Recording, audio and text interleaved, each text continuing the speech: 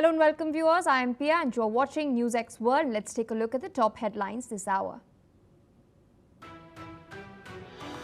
Russian President Vladimir Putin has told his Chinese counterpart Xi Jinping during a bilateral meeting that their countries' ties are at an unprecedented level. These talks were held in Beijing and Putin has stated that their close communication reflects the strategic nature of Russia-China relations and has also noted that both nations have remained united during global conflicts.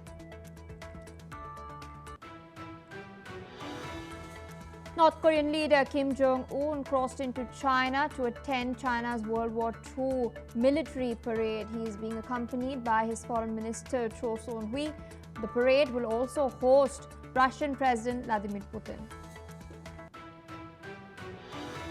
Around 2,000 North Korean soldiers have been deployed to support Russia in Ukraine. They are estimated to have been killed. This is information according to Seoul's National Intelligence Service. In April, the agency had reported that at least 600 deaths had occurred, but has now updated its assessment and has raised the figure to 2,000.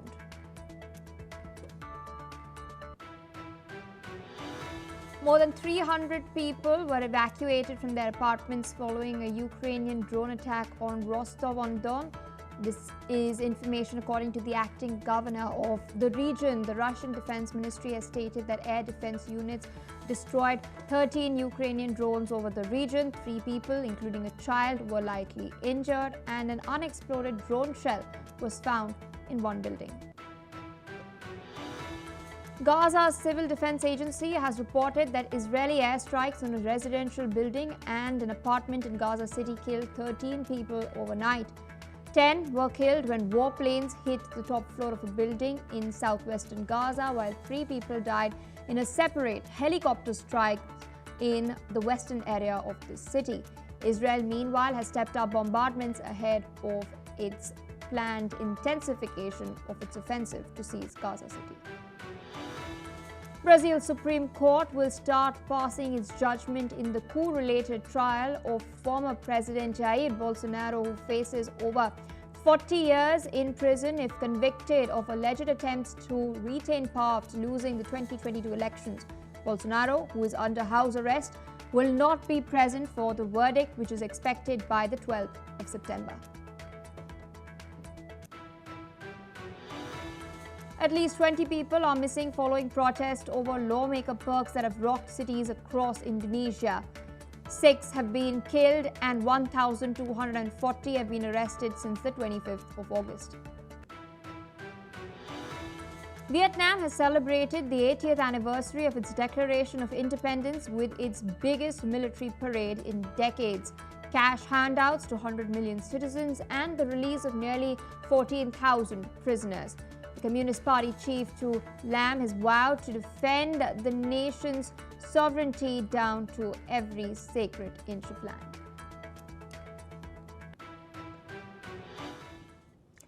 All right, viewers, those are the headlines and our big focus, a bilateral meeting that has taken place between Chinese President Xi Jinping and his Russian counterpart Vladimir Putin in Beijing.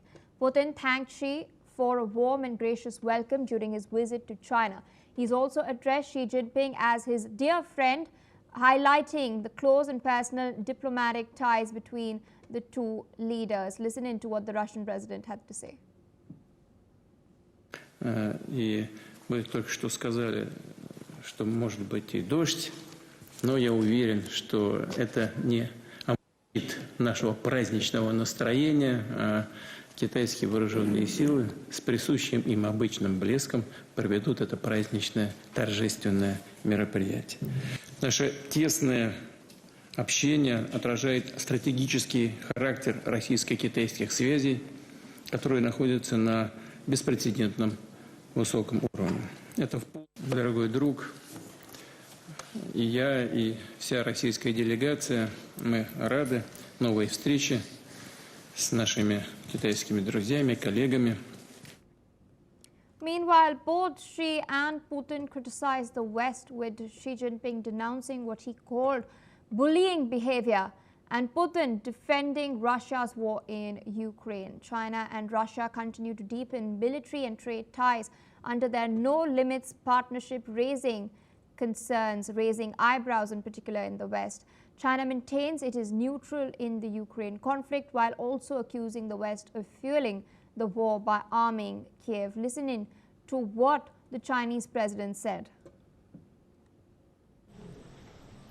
中俄关系经受住了国际风云变幻的考验，树立了永久睦邻友好、全面战略协作、互利合作共赢的大国关系典范。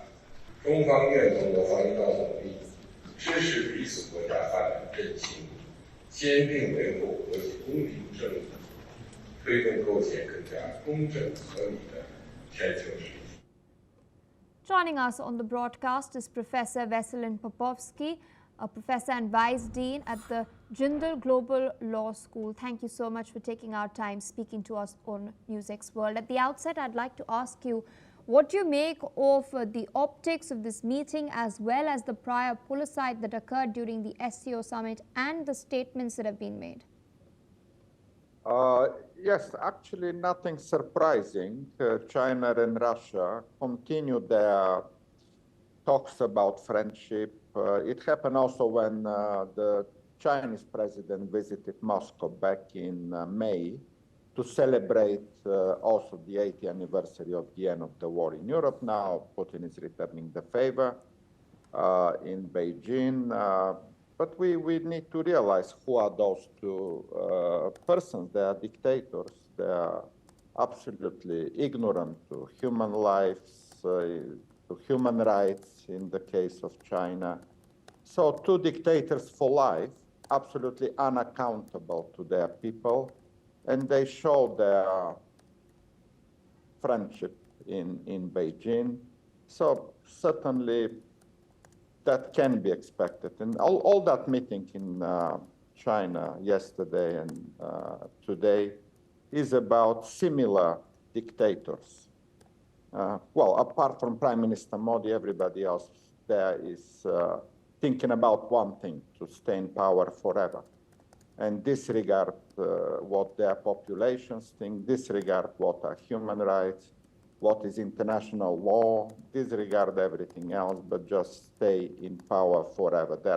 There is one thing that makes them together as friends, is that they want to stay in power together. But obviously a dangerous alliance. China is the second most powerful economy in the world. And effectively what China does here is to show its friends. Basically, this is a show of Chinese friends. That's what the entire organization is about. The Shanghai Cooperation is about China showing its friends, as many as possible in a show. Chinese love to do that. They will give them huge presents. They will hug and smile and do photos with zero outcome. I haven't seen a single, there are talks and talks and talks and talks with zero outcome. These are not real alliance. There is no alliance between them. In fact, China doesn't support militarily Moscow. They are talking political support, some maybe economic support. Yes, they are buying oil and gas from Russia. But in terms of a military cooperation, China is very reluctant to do that. They may say that Putin is their friend, but they will not give him a single bullet. Although they will encourage North Korea and Iran to support Russia with military equipment and soldiers, as we will see that North Korea is also going there. But again, no surprise, who are North Koreans? The same dictators for life and violators of human rights and international law. Indeed, we'll get to North Korea a little later, but before that, I'd also like to ask you about the United States stance itself. Donald Trump has not been very subtle about his quest to secure the Nobel Peace Prize, but considering the geopolitical ground realities, should Trump then reevaluate his approach to the Russia-Ukraine war? Well, hopefully. We expect this to happen for 8 months now, since the beginning of the year. Trump should reevaluate. It's high time. As incompetent as he is and his administration is, at some point they need to realize that going their way of condoning Russia doesn't bring anything, absolutely anything. The meeting in Alaska was useless, zero outcome. And now in China those days, everybody is ridiculing Donald Trump as well. So he achieves nothing, zero. He's, by the way, hated by those people in China, but also very much the Europeans, the Canadians, Australians, Japanese also know who is Donald Trump. He's nowhere.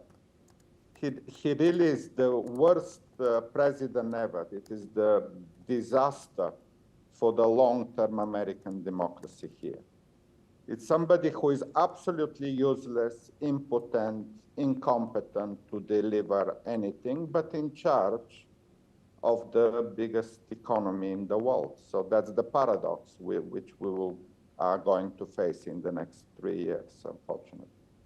So obviously this summit in China is a very bad news for Donald Trump, because they are laughing at him in China. They are laughing at him in Russia. They are laughing at him everywhere, including in India, including in Europe. So he's really a clown that delivers nothing. And all that talk about Nobel Peace Prize is another absolute nonsense. The administration did not deliver anything, you know. The India-Pakistan, they solved the issues between themselves. Armenia and Azerbaijan, even when they went to Washington to sign the deal, but they agree on this long time ago, even before Donald Trump was in power. Donald Trump cannot know where those countries are on the map of the world. He doesn't know anything about those conflicts he claimed to have solved. He doesn't know where is Armenia and where is Azerbaijan. His administration even doesn't know. He dismissed the think tanks in United States who could have told him where those countries are and what the conflicts are about. So it's absolutely parody of talking of solving conflicts by Donald Trump. That's another big fantasy or big lie. All right, so I request you to stay on with us. We're tracking more news coming in from China. North Korean leader Kim Jong-un has crossed into China via train. This has been confirmed by their state media. This is ahead of a major military parade that is going to be held in Beijing, marking the 80th anniversary of the end of the Second World War. Kim Jong-un left Pyongyang early yesterday and has now arrived in China aboard his heavily armored green train. The parade is set for tomorrow. It will also be attended by the Chinese President Xi Jinping and Russian President Vladimir Putin, marking the first time all three leaders will gather at a multilateral event. Kim Jong-un is being accompanied by senior officials, including Foreign Minister Cho Son-hui. According to South Korea's intelligence agency, Kim Jong-un is expected to use the visit to repair ties with Beijing, which have cooled, especially in recent years. With us on the broadcast is Professor Veselin Popovsky.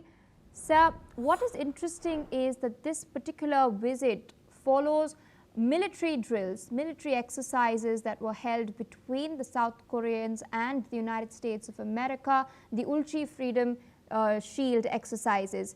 Lee Jae-myung, the South Korean president, continues to offer an olive branch to Kim Jong-un, but his repeated attempts have been rebuffed.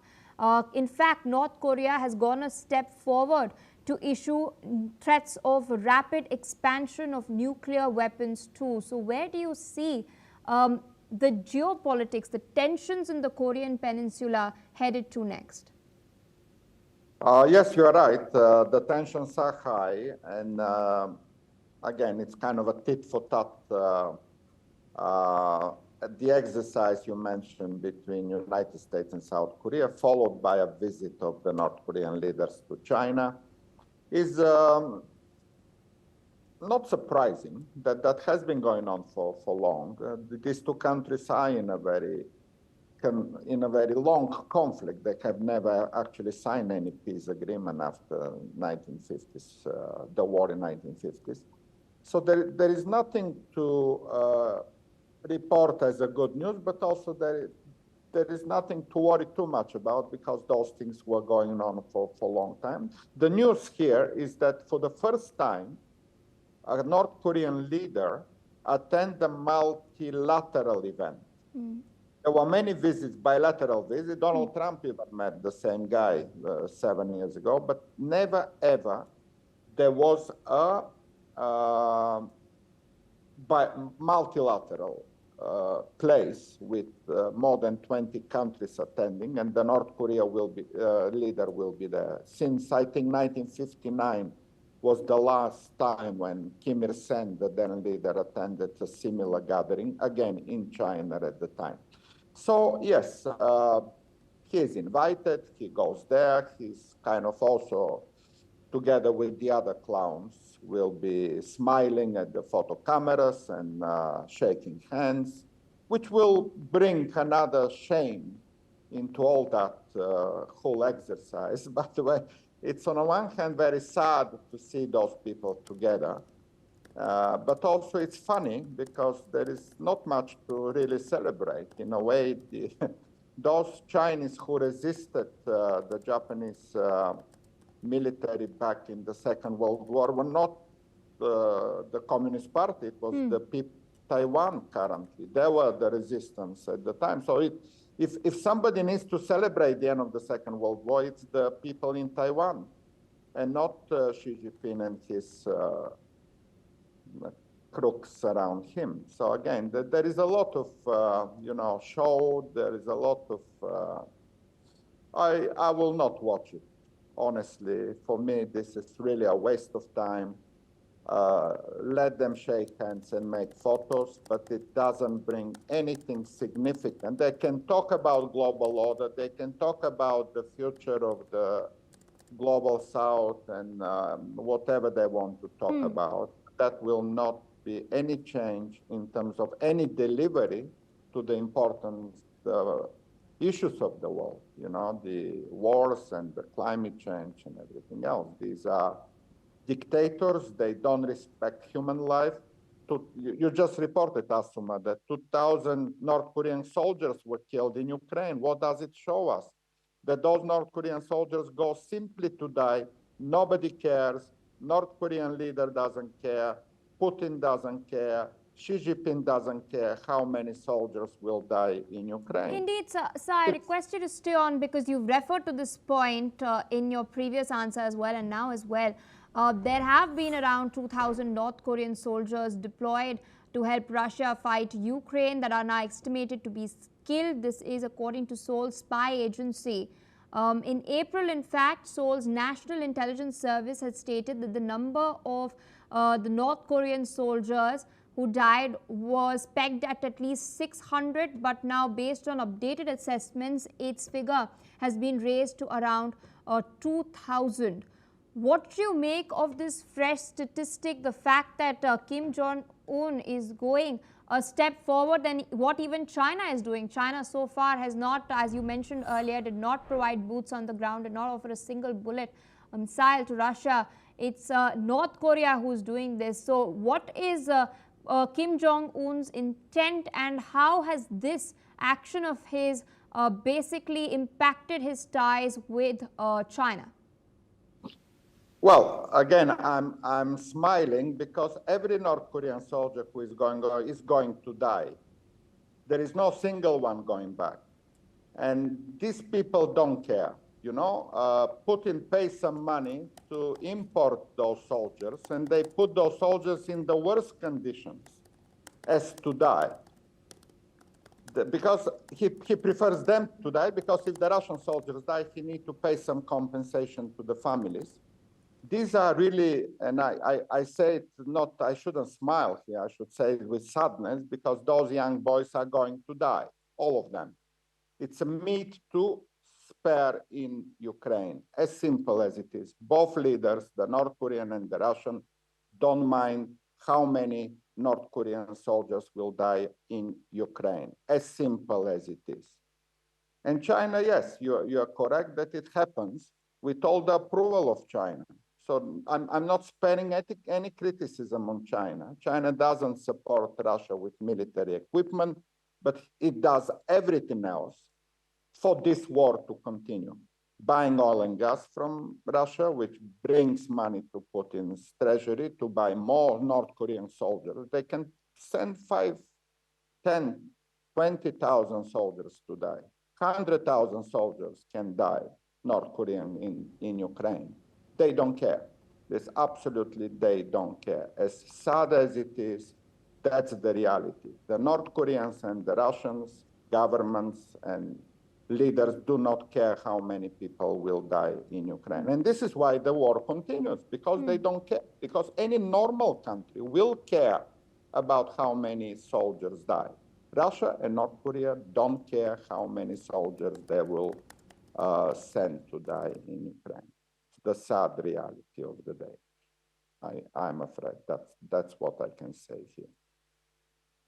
Thank you so much for taking out time, sharing your perspective on these crucial developments. Meanwhile, viewers, we're shifting focus to what's happening as far as the war in the Middle East is concerned. The world's leading association of genocide scholars have declared that Israel is committing a genocide in Gaza. A resolution passed by the International Association of Genocide Scholars states that Israel's actions meet the legal definition of genocide under the UN Convention. The 3-page resolution outlines attacks on healthcare aid and education, the destruction of housing, and statements by Israeli leaders dehumanizing Palestinians and calling to flatten Gaza have been noted. It also emphasizes that over 50,000 children have been killed or injured, as reported by the UNICEF, and has highlighted support among Israeli leaders for the forced expulsion of all Palestinians from Gaza. Now, out of the 500 IAGS members, 28% took part in the vote, and 86% of those who took part in this vote have supported this resolution. Israel, meanwhile, has rejected the report, calling it Hamas's lies and an embarrassment. It has also insisted that its actions are in self-defense. The International Court of Justice, meanwhile, is currently reviewing a genocide case brought by South Africa. A final ruling remains pending in this matter. Meanwhile, with us on the broadcast is Ms. Shruti Dasgupta, International Affairs expert from New Delhi. Thank you for taking out time speaking to us on NewsX World. It seems that now pressure is mounting against Netanyahu, not just domestically but also internationally.